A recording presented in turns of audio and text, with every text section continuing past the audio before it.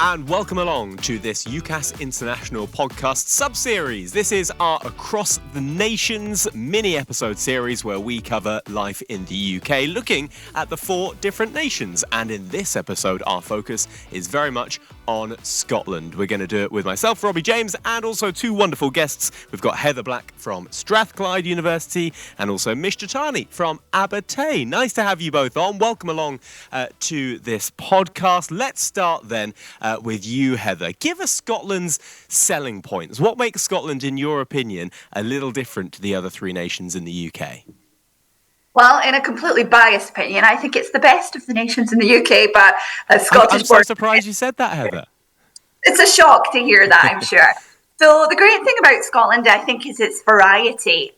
We really, despite being a small nation, have a lot to offer. There's a big tradition of higher education, 500-600 years. You've got big, huge institutions. You've got small ones. You've got ancient universities that have been around for those hundreds of years. You've got really modern ones. You've got a huge variety of courses and subjects and people. It's got a really kind of diverse student body and also, people living and working in Scotland. So we like to think we're a pretty friendly place and welcoming of people from all over the world.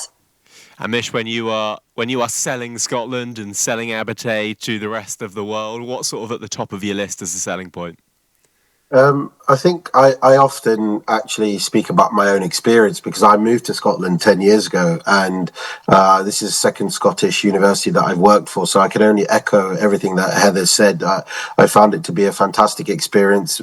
A lot of that is down to the people in Scotland, really has made my time here enjoyable, and I came to Scotland on the basis of, working in Scotland, but actually I moved from another part of the UK. My accent might give away that I'm from the southeast of England, and I have to say that the friendly nature of the people and the range of things that are on offer in Scotland really, I think, are unmatched compared to the other parts of the UK. Again, I might be a bit biased having been here 10 years, but that would be my thought process.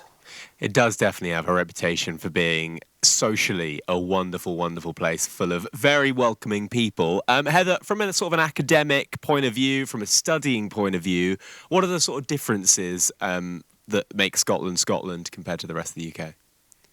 Well, the major difference is that the Scottish education system generally has a 4-year undergraduate degree structure. And what that allows for is breadth and depth of study. So often students find that as well as their main subject, they can take outside subjects as well, giving them the chance to develop different skills, try stuff out before they're locked into any subject. So there's flexibility. At the same time, we do offer various points of entry, so it is possible to complete your degree that bit quicker if you're looking for that, depending on the qualifications that you have. Anything you would add there, Mish? I think Heather's made a good point of covering everything, and what I would say is that really it's a bit of a contrast to other parts of the UK, but in a really positive way. So it does give you a different kind of degree structure. And as a result, something that a lot of students will find actually beneficial during their undergraduate experience. And you mentioned, Mish, that you moved from the south of east of England up to Scotland. Just give us a sense of the cultural differences. What makes Scotland culturally a little different? Sure. I mean, what from my own experience, what I did experience is that, people in Scotland, actually culturally, there's quite a wide range of backgrounds, and there's a real mixture of it's a melting pot of places, and quite often a lot of people maybe only associate that with London when they think of the UK. But actually, I have to really say that you get that in all across Scotland, be it if you're in Glasgow, you're in Edinburgh, you're in Dundee, you're in Aberdeen. I think you get all of those experiences. So culturally, you're going to get a real breadth of experiences. I suppose as well, Heather, we're almost a little bit like we're doing with this podcast in the sense that we're doing because it's a smaller mini episode, it means that we can fit more in. Somewhere like Scotland, geographically not huge, but it does mean that there's opportunities, if you're studying there, to do lots of extracurricular things. Absolutely, yeah. So one of the great things about many of the big cities in Scotland is that they offer that city experience, but also you've got countryside a really short distance away. So if you enjoy outdoor sports, if you like hiking or skiing, you can get access to that really quickly. But at the same time, we have those big cities like Glasgow, Edinburgh, Dundee, Aberdeen, which offer that big city experience with lots going on. And the answer to this may be no, in which case that's fine. But are there any differences when it comes to accommodation, housing, Heather, in Scotland? In its simplest sense, no. Much like the rest of the UK, you're going to have variety depending on where you are. Big cities are more expensive than outside of cities. There's a variety of different housing options for students. What I would say is all of the universities in Scotland have, various different accommodation offerings. So when you're looking at coming to study in Scotland, check out the individual unis to see what they themselves offer.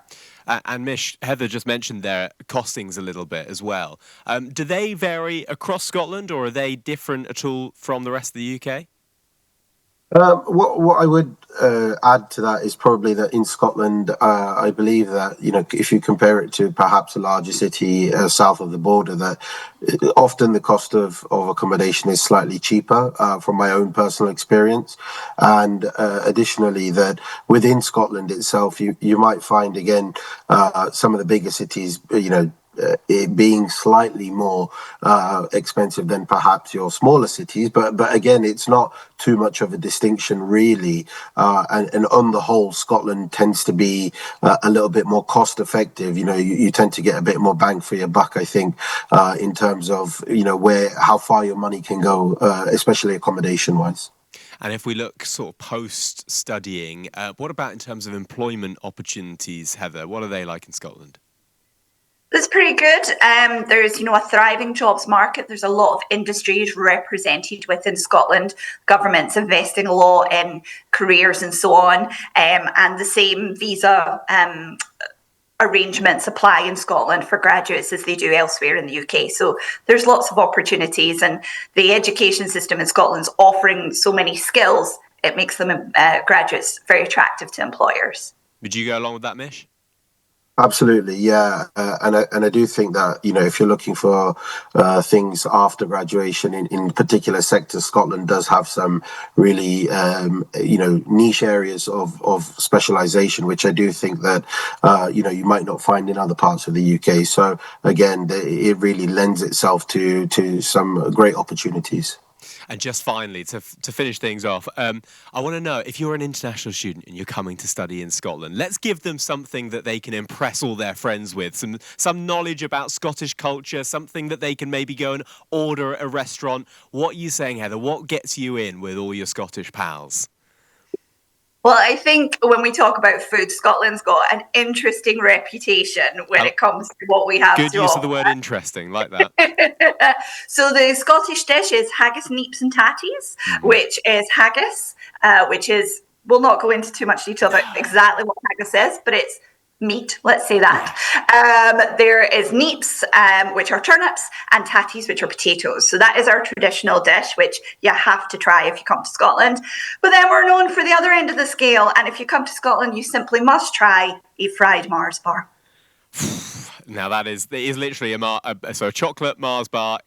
Other chocolate bars are available in batter. Is that what we're talking? Exactly that, and it sounds odd, but genuinely is quite tasty. And generally, the health services say have one and then go for a run. Just do that afterwards. Yeah. Mish, what are you saying? Come on, give us your selling point. What can people impress people with in the pub in Scotland?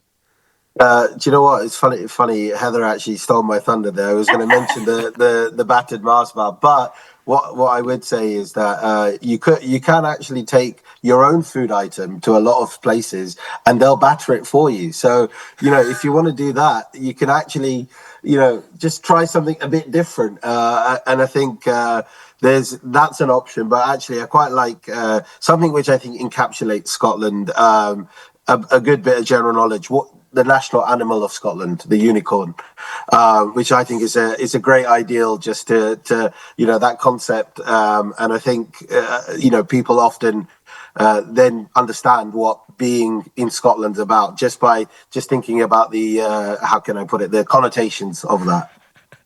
Very, very strong end to the podcast. I enjoyed that. Also, I'm just going to take an orange up there then and see if they'll batter that for me. That's great. I enjoyed that, Mish. Thank you very much to both of you for being on the podcast. Don't forget, loads more resources available via ucas.com/international. And if you'd like to find out more about the rest of the UK, you can do in our Across the Nations sub-series, all available via the UCAS International podcast feed, wherever you get your podcasts, or of course on YouTube. And don't forget to hit that like button and subscribe, and you will be able to stay up to speed with all things UCAS. We'll speak soon.